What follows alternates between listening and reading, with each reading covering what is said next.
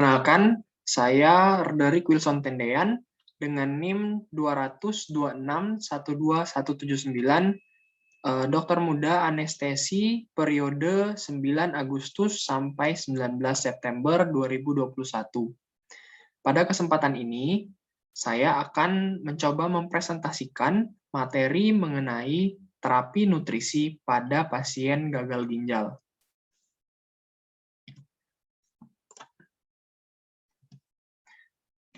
Untuk pendahuluan, gagal ginjal kronik merupakan kerusakan fungsi ginjal yang progresif dan tidak dapat pulih kembali.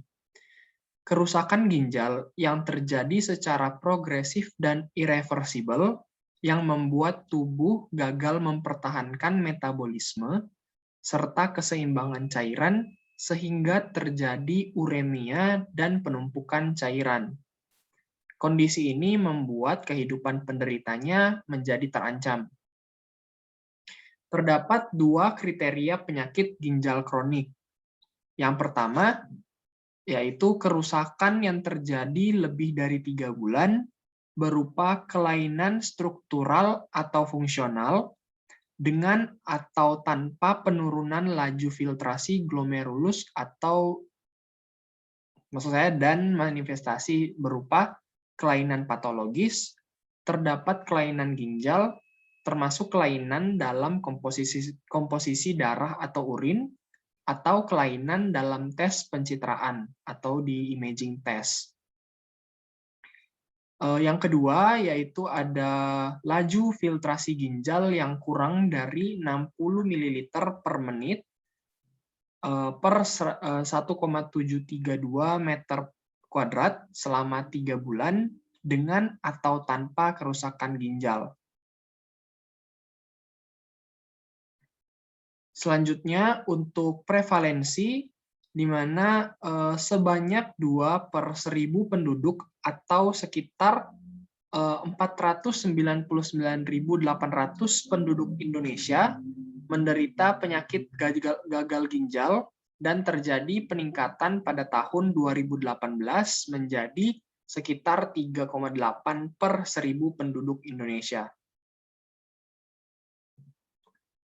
Selanjutnya untuk etiologi, di mana etiologi penyakit ginjal kronis ini bervariasi antar satu negara dengan negara lain.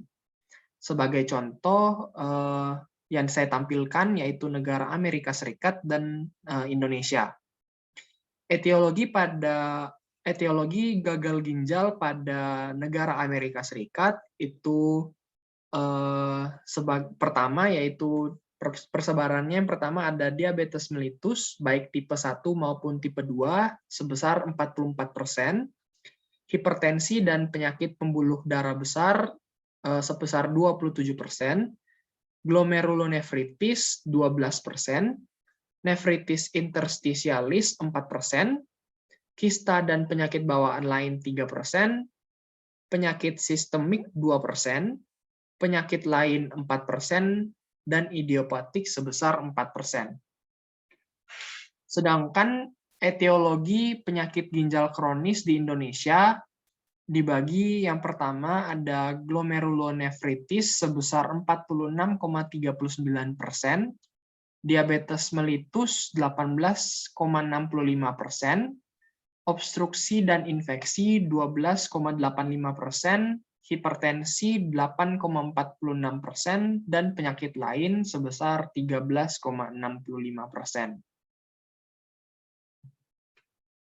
Selanjutnya, untuk klasifikasi dari penyakit ginjal kronik atas dasar derajat penyakit dibagi menjadi 5, yaitu yang pertama ada derajat kerusakan ginjal normal, yaitu laju filtrasi glomerularnya itu lebih atau sama dengan 90 mili per menit per 1,75 meter persegi.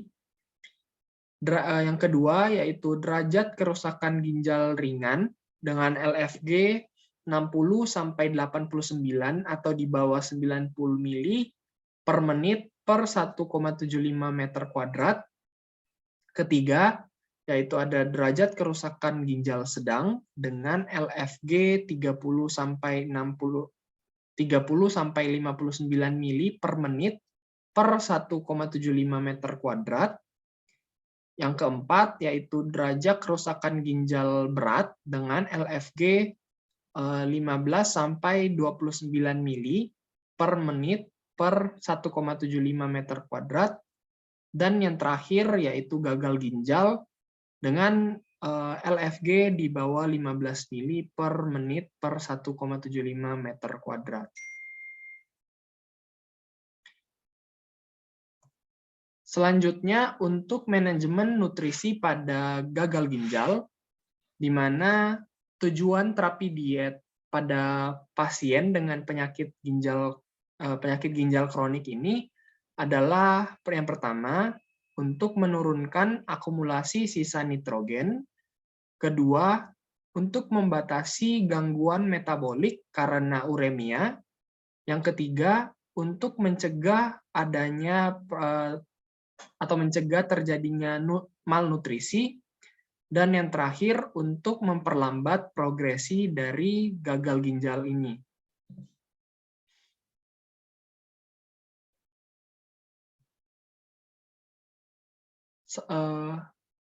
Sebelumnya, diet rendah protein ini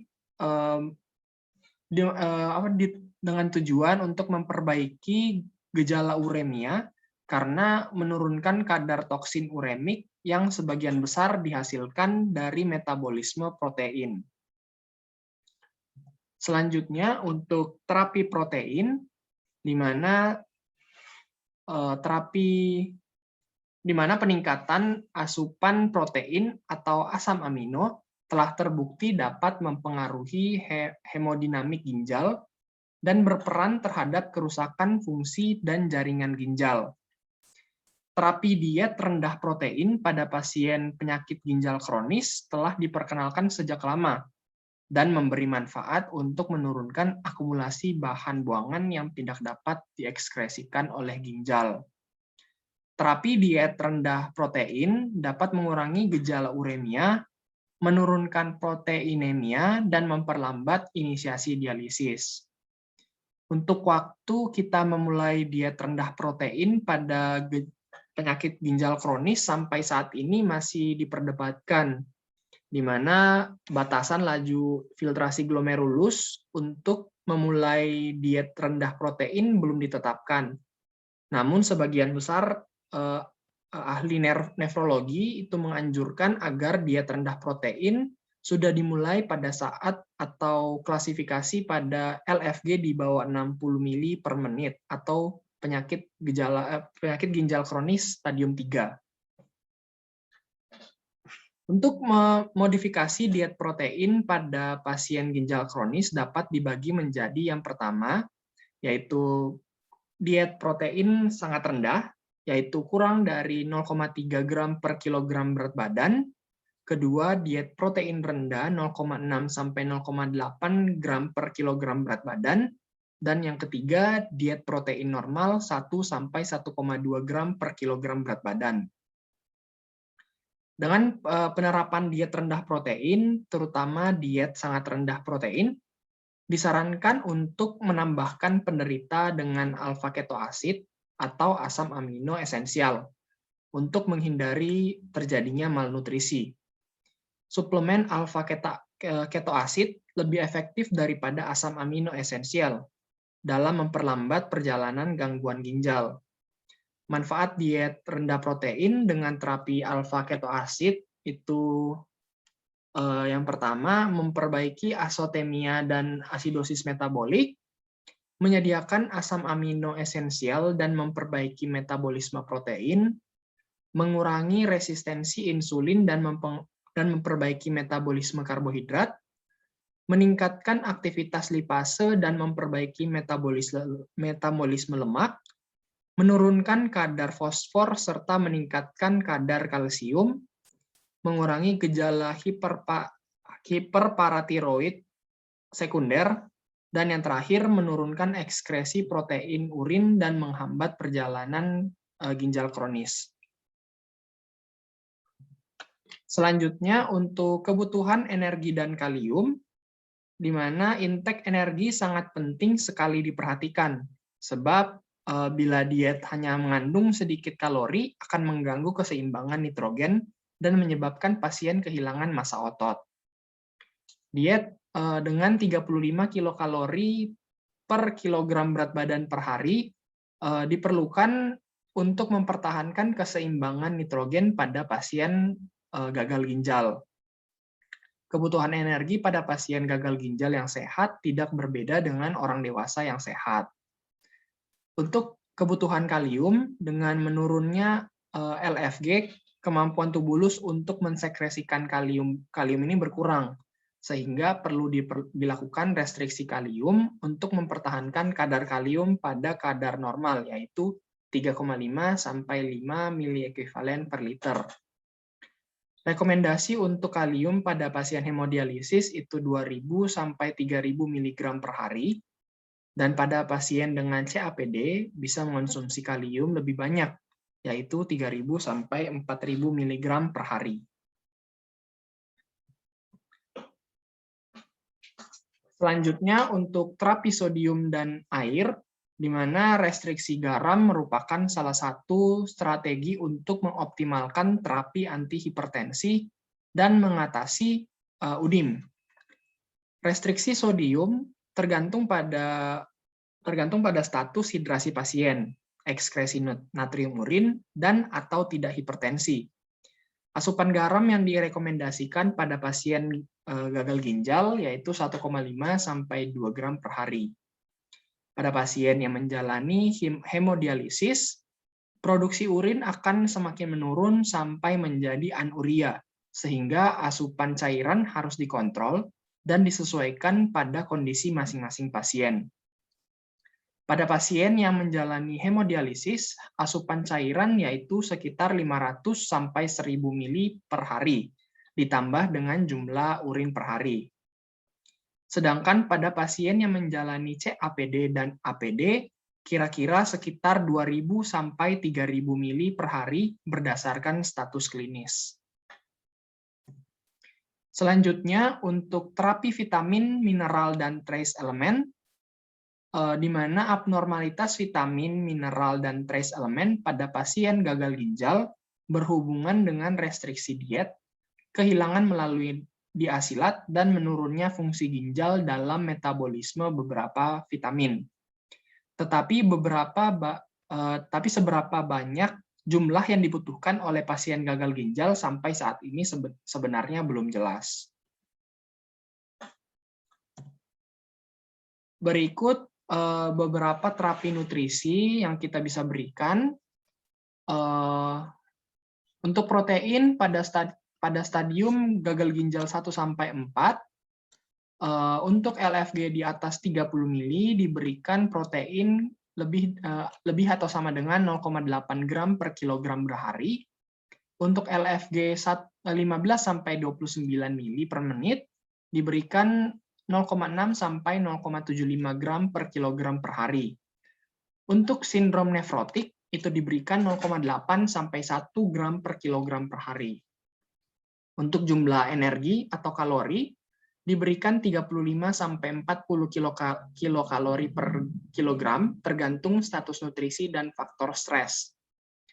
Untuk fosfat itu sebesar 10 sampai 20 mg per gram protein atau 600 sampai 800 mg per hari.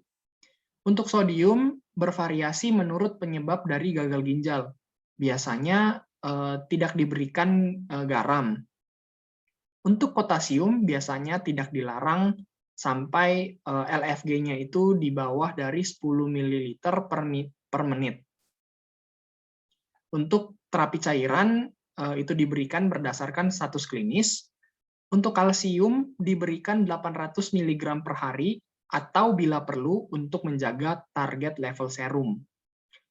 Untuk yang terakhir yaitu dari vitamin dan mineral, di mana RDA untuk vitamin B kompleks dan C, zinc, besi, kalsium, dan vitamin D. Selanjutnya untuk asesmen dari status nutrisi pada gagal ginjal, di mana penilaian status nutrisi pada pasien gagal ginjal tidak dapat menggunakan satu parameter saja, tapi meliputi beberapa parameter seperti yang pertama ada klinis, riwayat medis, pemeriksaan fisik, riwayat psikososial, riwayat diet atau food recall, pemeriksaan biokim berupa albumin, transferin, potasium, glukosa, kalsium, fosfat, kolesterol. Selanjutnya ada antropometri, ya, selanjutnya ada SGA dan NIS. Pemantauan status nutrisi berupa kalori dan protein perlu dilakukan setiap 6 bulan pada semua pasien yang menjalani dialisis, baik CAPD maupun hemodialisis. Berikut ada beberapa indeks malnutrisi. Dari penilaiannya ada parameter biokim dan parameter antropometri. Untuk parameter biokim, indeksnya itu berupa albumin serum di bawah batas normal,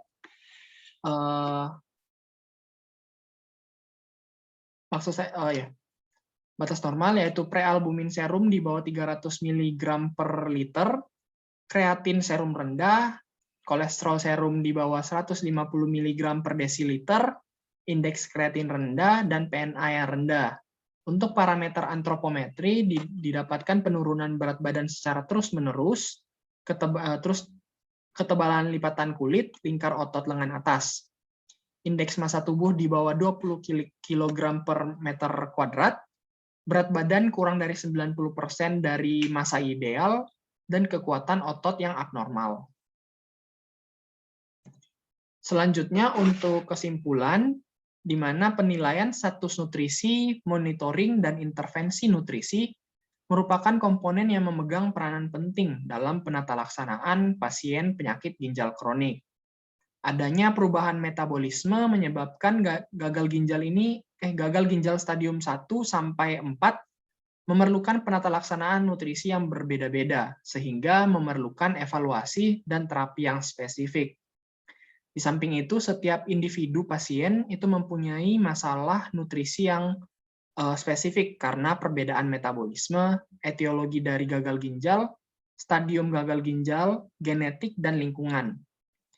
Penatalaksanaan nutrisi pada penyakit gagal ginjal itu bertujuan untuk memperlambat progresivitas penyakit ginjal, memperbaiki kualitas hidup, serta menurunkan morbiditas dan mortalitas kardiovaskular pada penyakit ginjal kronis.